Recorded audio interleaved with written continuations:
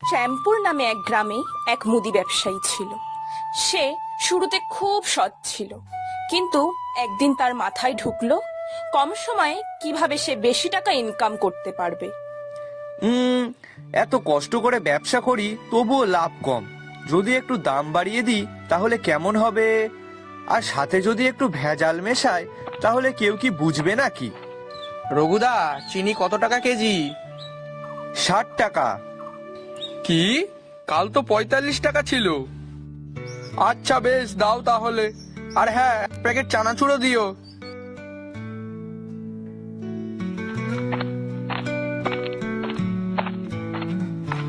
এই তো, এইভাবে আস্তে আস্তে দাম বাড়ালে কেউ বুঝতেই পারবে না। হা হা হা হা। বাবা, একটু ভালো মুগ ডাল দিস তো, ওই 500 মতন। হ্যাঁ পিসিমা, দাঁড়ান, দিচ্ছি।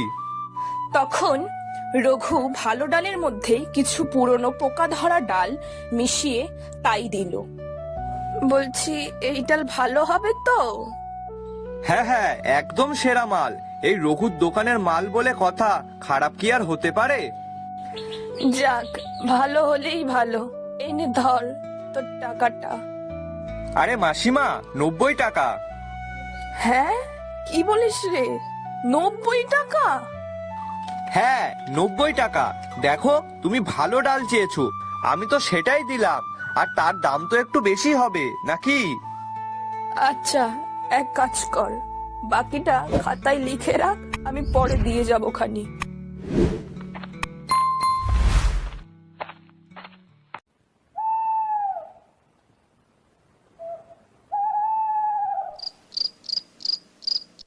বুঝলে গিন্নি, আমরা খুব তাড়াতাড়ি বড়লোক হতে চলেছি।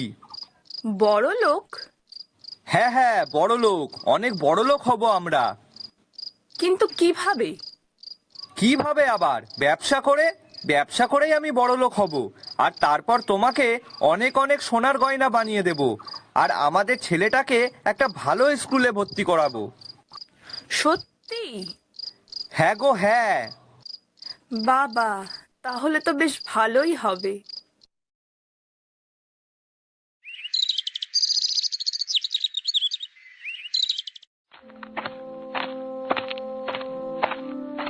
বাবা রঘু, তুই আমার কি ডাল যে দিয়েছিস!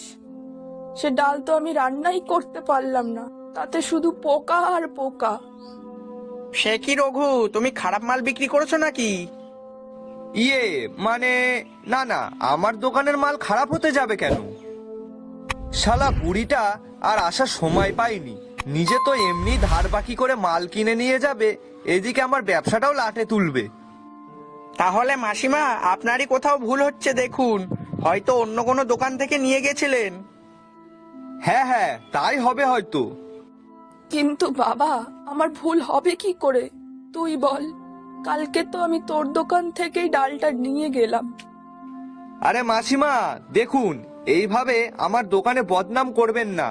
আর তাছাড়াও আপনারা আমার দোকানে রোজকার কাস্টমার, আপনাদের সাথে কি আমি এমন করতে পারি? হ্যাঁ হ্যাঁ, তাই তো। কিন্তু আমি মিথ্যে কথা বলতে যাব কেন তোকে? আচ্ছা মাসিমা, দেখুন, যা হওয়ার তা তো হয়ে গেছে। তার থেকে বরং এক কাজ করুন, নতুন করে ডাল নিয়ে যান। আচ্ছা রঘু, আমি আসলাম তাহলে।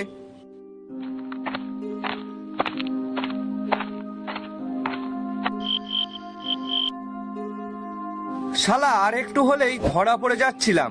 উফ বাবা গো বাবা, ভাগ্যিস পুরোপুরি কেসটা খাইনি।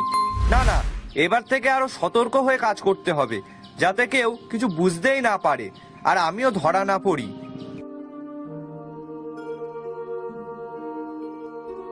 এগো, কি তখন থেকে একা একা বকে যাচ্ছ? গিন্নিকে কি বলবো?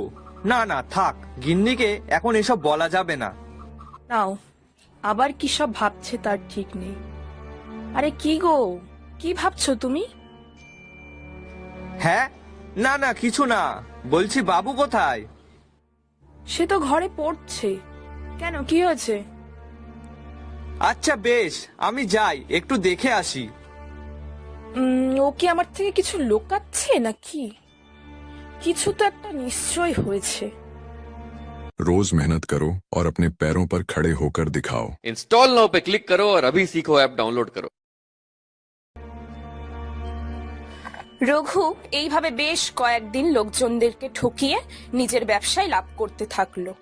কিন্তু ওই যে কথায় আছে না, চোরের 10 দিন গৃহস্থের একদিন, ঠিক তেমনি একদিন বাবা, আজ সকাল সকালই দোকান খুলতে না খুলতেই এত খরিদ্দার। হ্যাঁ বলো, কি লাগবে তোমাদের? আমরা আজকে আর কিছু কিনতে আসিনি, আমরা এসেছি বিচার চাইতে। বিচার মানে কিসের বিচার? কেন বুঝতে পারছো না? তুমি যে আমাদেরকে খারাপ মাল বিক্রি করেছো আর তার পরিবর্তে ডবল টাকা লাভ করেছো, সেটার বিচার। কয়দিন আগে ওই মাসিমার কথা আমি বিশ্বাস করিনি, কিন্তু এখন তো দেখছি উনি ঠিকই বলেছেন। একে তো তুমি আমাদের থেকে দাম বেশি নিচ্ছ, তারপরে আবার মালপত্র খারাপ দিচ্ছ। হ্যাঁ ঠিকই বলেছেন। আমি সেদিন ওই দোকান থেকে সয়াবিন নিয়ে গেছিলাম, তারপর রান্না করতে গিয়ে দেখি তার মধ্যে অর্ধেক সয়াবিনই নষ্ট।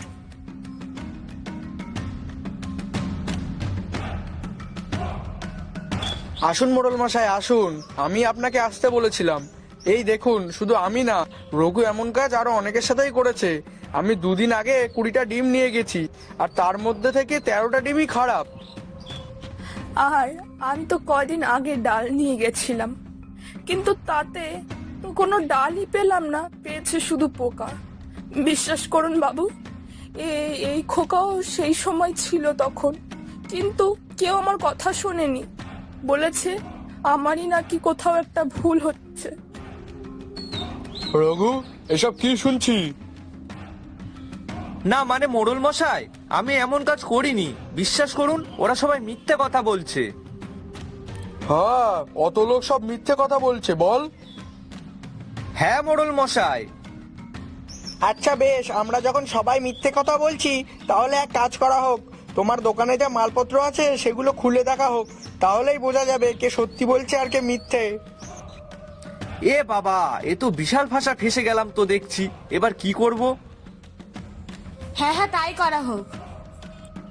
হ্যাঁ তাই করো। না না, তা হয় কি করে? আমার দোকানে অনেক টাকার মালপত্র আছে, তোমরা যদি এমন কাজ করো তাহলে আমার অনেক টাকার ক্ষতি হয়ে যাবে যে। ক্ষতি হয়ে যাবে? আর তুমি যে খারাপ মাল বিক্রি করে আমাদের ক্ষতি করেছো, তার বেলায়? অনেক হয়েছে, সবাই এবার একটু থামো তো এবার। আচ্ছা রঘু, তুই কি সত্যি সত্যি এই কাজ করেছিস? দেখ, আমাকে যদি মিথ্যে বলিস তাহলে কিন্তু আমি এক্ষুনি পুলিশ ডাকতে বাধ্য হব। মানে মোড়ল মশাই, শুধু শুধু পুলিশ কেন ডাকবেন? আমাকে যদি পুলিশ ধরে নিয়ে যায় তাহলে তো আমার বউ বাচ্চার কি হবে? এখন তুই যদি আমাকে মিথ্যে বলিস তাহলে সত্যিটা যাচাই করার জন্য পুলিশ ডাকতে হবে, আর নয়তো তোর দোকানের মালপত্র সব খুলে দেখতে হবে। এখন তুই বল কোনটা করবি? না, আমি বলছি সবটা সত্যি করে বলছি। তারপর রঘু এক এক করে সব সত্যিটা সবাইকে বলে দিল, আর গ্রামের সেই খবরটা বাতাসের মতন ছড়িয়ে পড়ল।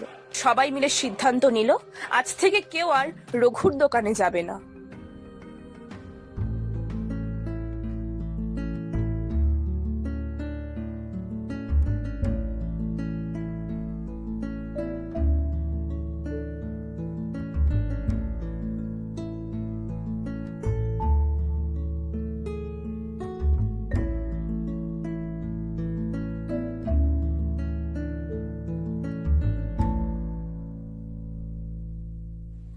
কিরে খোকা, কি হয়েছে? এইভাবে কাঁদছিস কেন? সবাই আমার বাবাকে ঠকজচ্চর বলছে। আমার বাবা নাকি লোক ঠকিয়ে টাকা ইনকাম করে আর আমাকে পড়ায়। কাঁদিস না বাবা, কাঁদিস না। তোর বাবার একটা ভুলের জন্য তোকে আর আমাকে পাড়া প্রতিবেশীর কাছে অনেক কিছু শুনতে হচ্ছে। আজ আসুক তোর বাবা, তোর বাবার সাথে আমি কথা বলছি, তারপরে এর একটা ব্যবস্থা আমি করব।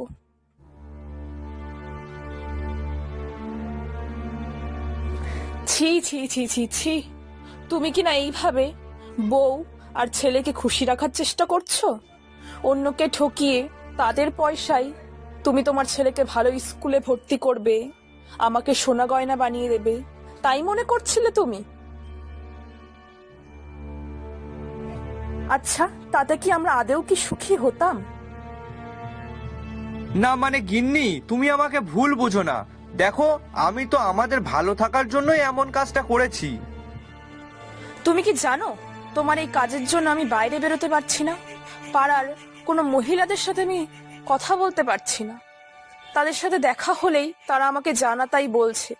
এমনকি তোমার এইটুকু বাচ্চা ছেলে, তাকেও তার বন্ধুরা ছাড়েনি, তারাও নাকি ওকে বলেছে ও নাকি একটা ঠক জোচ্চোরের ছেলে। গিন্নি, তুমি আমাকে ক্ষমা করে দাও, আমার ভুল হয়ে গেছে। আমার কাছে ক্ষমা চেয়ে কি হবে? দরকার পড়লে পাড়ার সবার কাছে গিয়ে তুমি ক্ষমা চাও, আর প্রয়োজন হলে গ্রামের মোড়লের কাছে গিয়ে ক্ষমা চাও। হ্যাঁ হ্যাঁ, আমি কাল সকালেই যাব।